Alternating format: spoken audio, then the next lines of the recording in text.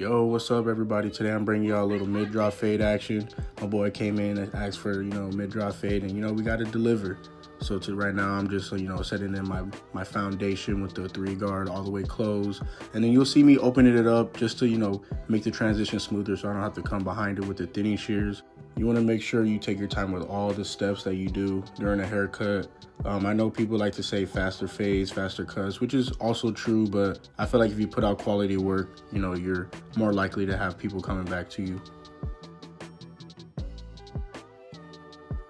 You also want to make sure you comb the hair down every time you go up against the hair. You want to make sure there's no hairs, laying a different direction whenever you go over, because the hair might not get cut. But you just want to make sure you set a good solid foundation so before you set in your ball line.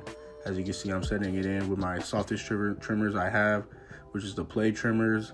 I put on the little softy blade so, it's not extremely zero gap. It'll bald out, making sure it takes everything down to the stubble length. You also want to take your time with this step, because if any of your lines are uneven or if there's just a different side on the other side, you'll definitely be able to tell throughout the end of the fade. So you just want to take your time, ain't no need to rush perfection, you feel me?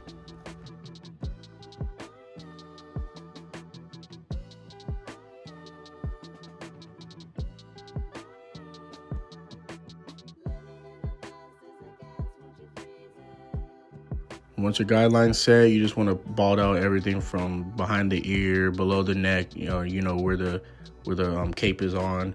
Or just take your time, bend that ear down, get all the hair. Sometimes hair grows on the ear, so you just want to make sure you flip the trimmer around and bald it out as well. Once you have everything nice and balled out, you want to get your clipper no guard lever all the way open, and you just want to flick up about 3/4 of an inch, making sure everything's one length. If you have to go over the same thing multiple times, that's okay. You're just making sure, it's one length. So whenever you start blending out, there's no dark spots, light spots, and stuff like that.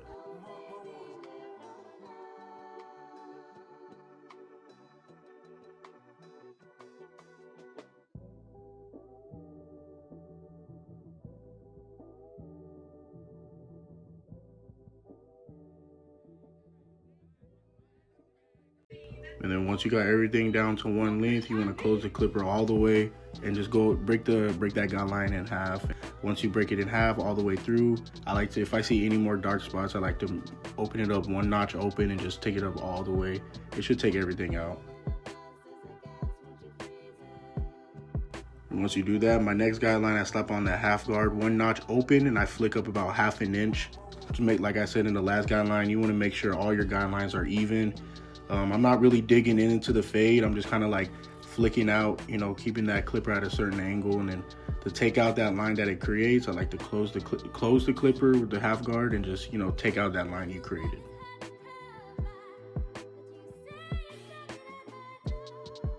And then I slap on that 1.5 guard all the way closed. And with the same motion, I'm flicking up about 1/2 inch again.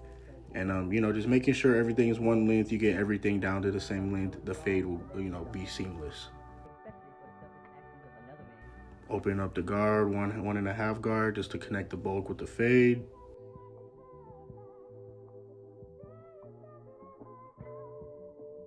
It just saves you time for using thinning shears at the end of the fade. And then where the magic happens, you slap on that half guard all the way open and you just kind of corner work away any dark spots that you see. You can use the full blade, but you just got to make sure you don't take it up too high because you will create bald spots.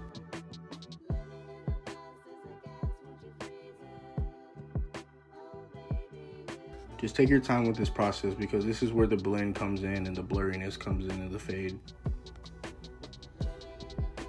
And then any more dark spots that I know that I'll bald using a half guard, I slap on the 1.5 guard all the way open, and I'll close it occasionally, but I'm just lining up the spots that I see with my eyes.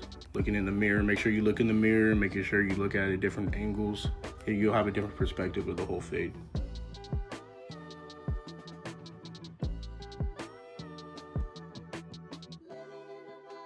As you can see, I slapped on that half guard all the way open, and I'm literally just using the corner of the blade. I literally have the clipper turned all the way to the corner and just, flicking up as needed.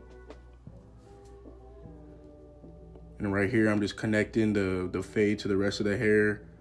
something that the 1.5 created, and just smoothing it out. I'm not taking off any bulk or anything like that. You can get real surgical with this process, especially with this part, because you can also detail with your thinning shears, as you can see I'm doing right now. Anything within the fade that you can't get with the guard, you can get real precise with it with this shear work. And also come behind your work and detail. Always detail your work, man. It just separates your cuts from everybody else's. And now I'm just, lining up the C cup. He doesn't line up the front or anything like that, so it's just a C cup. You just want to make sure they're even on the other side as well.